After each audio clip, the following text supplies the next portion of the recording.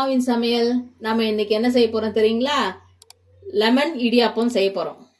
அதற்கு தேவையான பொருட்கள்: இடியாப்பம், கடுகு, சீரகம், பச்சை மிளகா, காஞ்ச மிளகா, கருவேப்பிலை, கடலப்பருப்பு, உளுத்தம்பருப்பு, இஞ்சி, பெருங்காயம், லெமன் புழிஞ்சி சாறு மட்டும் எடுத்து வச்சுக்கணும்.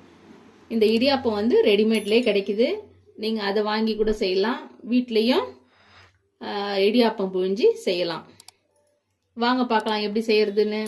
எடுத்துட்டு அதெல்லாம் ஊற்றக்கூடாதுங்க. ஒரு கரண்டி எண்ணெய் ஊற்றணும். அப்போ தான் கொஞ்சம் இடியாப்பம் ஒட்டாமல் நல்லா வரும்.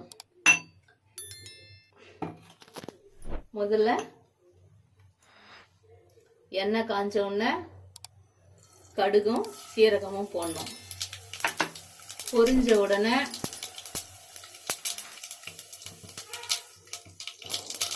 கடலப்பருப்பு, உளுத்தம்பருப்பு போடணும்.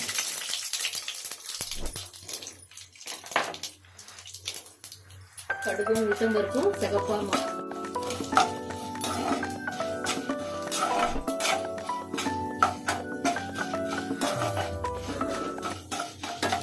ரொம்ப தீய விடக்கூடாது. 2 நிமிஷத்துல செய்திடலாம். இது ஈஸியா.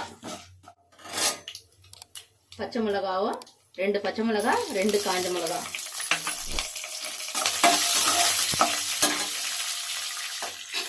அப்புறம் இஞ்சி, ஒரு துண்டு இஞ்சி, அப்புறம் கருவேப்பிலை, பெருங்காயம்,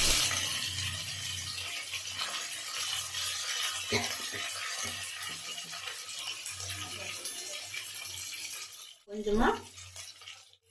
அதுக்கப்புறம் எல்லாம் ஒண்ணா கலந்துட்ட பாடு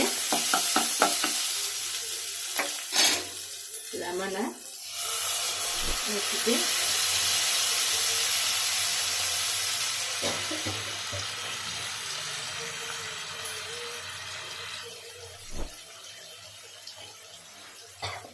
அந்த லெமனுக்கு தேவையான உப்பு.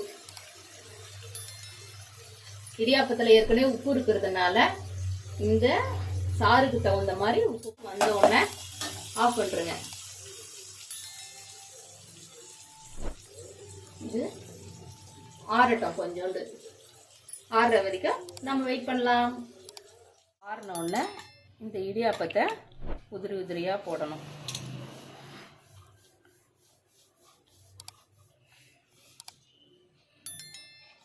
எப்படி வருது பாருங்க. பூவாட்டம் இருக்கு பாருங்க இடியாப்பம். இந்த மாதிரி இருக்கணும் இடியாப்பம். நம்ம கடையில் வாங்குற இடியாப்பம் வந்து வீட்டில் செய்தா உதிரி உதிரியாக வரும். வீட்டில் செய்தா கூட நான் இப்போ கடையில் வாங்கின இடியாப்பம் தான் செய்கிறேன். ரெடிமேட் இடியாப்பம் வாங்கிட்டு வந்து சுட தண்ணியில் போட்டு ஒரு 5 நிமிஷம் கழித்து அந்த தண்ணியை ஃபில்ட்ரு பண்ணிவிட்டு இப்போ இந்த மாதிரி சாப்பாடு கலக்கிற மாதிரி கலக்கக்கூடாது. இதை இப்படி எடுத்து இந்த மாதிரி தான் கலக்கணும். சாதம் கலர்ற மாதிரி கலந்தீங்கன்னா எல்லாம் கெட்டு போயிடும். சாப்பிட்றதுக்கு நல்லா இருக்காது. கடைசியாக கொத்தமல்லி தூவி இறக்கிடலாம். அவ்வளோதான், ரெடி. வாங்க சாப்பிட்லாம். சாப்பிட்டு பாருங்கள், யம்மியாக இருக்கும். Yummy yummy.